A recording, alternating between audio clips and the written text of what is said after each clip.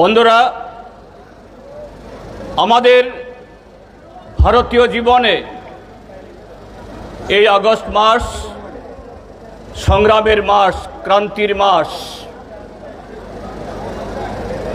ইতিহাসের সে পথ বেয়েই আজকে সারা দেশে শ্রমিক, কৃষক, ক্ষেতমজুর, আমাদের দেশের বিভিন্ন রাজ্যের রাজধানী এই আগরতলা শহর সহ আরো 20টি জায়গায় এই লড়াই অংশগ্রহণ করছেন।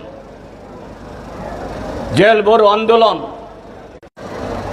রাষ্ট্রের তৈরি করা আইন যখন জনহিতে কাজ করে রাষ্ট্র ক্ষমতাকে দেশের মানুষের পেটের ভাত কেড়ে নেওয়ার, তাদের হাতের কাজ কেড়ে নেওয়ার, তাদের গণতান্ত্রিক অধিকার খর্ব করার এবং তাদের যাবতীয় অধিকার কেড়ে নেয়, তখন নাগরিকরা বাধ্য হন রাষ্ট্রের সে আইন ভাঙতে, জেল ভরতে।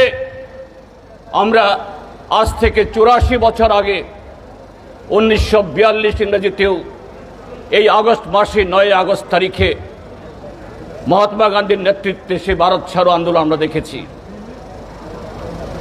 তো আজকে এই 2026 ইংরেজিতে দেশের কোটি কোটি শ্রমজীবী মানুষ যারা খেতে খামারে রক্ত ঘাম জল করে এদেশের 144 কোটি মানুষের তাদের পেটের ভাত যোগান দেয়, যারা কলে কারখানায় রাস্তাঘাটে কাজ করে এই দেশের নির্মাণে যারা দিনাতিপাত করেন, তাদের সমস্ত শক্তি নিয়োজিত করেন।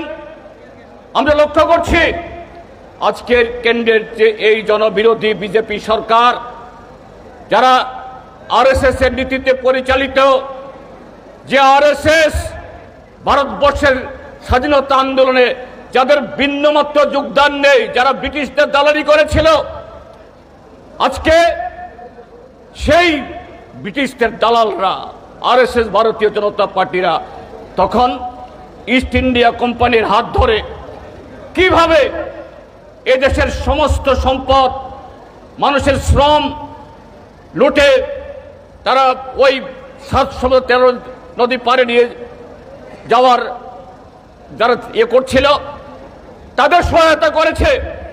আজকে সেই আরএসএস বিজেপিরা এখন ইস্ট ইন্ডিয়া কোম্পানি না, ওয়েস্ট ইন্ডিয়া কোম্পানি। আমাদের দেশের কিছু একচাটিয়া পুঁজিপতি কিভাবে আমাদের দেশের খনি, আমাদের দেশের জমি, জঙ্গল, নদী এবং মানুষের সমস্ত অধিকার কেড়ে নিয়ে তাদের মুনাফার পাহাড় তারা গড়ে তুলতে পারে, সেই কাজ তারা করে চলেছে গত 12 বছর ধরে। কাজে আজকের আন্দোলন, আমরা জানি আজকের আন্দোলনের মধ্য দিয়ে এই সরকার তাদের নীতি পরিবর্তন করতে চাইবেন, তারা পিছিয়ে যাবেন। আমাদের রাজ্যে গত 8.5 বছর ধরে এই ভারতীয় জনতা পার্টি তীব্রমথা দলের ডাবল ইঞ্জিনের সরকার, যারা গ্রামীণ মানুষের তাদের কাজ কেড়ে নিয়েছে, জমিয়াদের কাছ থেকে তাদের অধিকার কেড়ে নিয়েছে। আজকে গ্রাম পাহাড়ে মৃত্যুর মিছিল, হাহাকার, সন্তান বিক্রি, এই ত্রিপুরাজ্যের বেকার যুবকদের তাদের সমস্ত কাজ পাওয়ার অধিকার ছিনিয়ে নিয়েছে।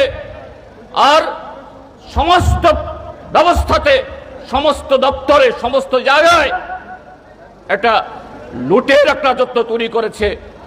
তারা আজকেই শুনবেন বা কালকেই এই আজকে যারা হাজার হাজার মানুষ রাজপথে নেমেছে তাদের কথা তারা শুনে ফেলবেন, আমরা এটা মনে করি না।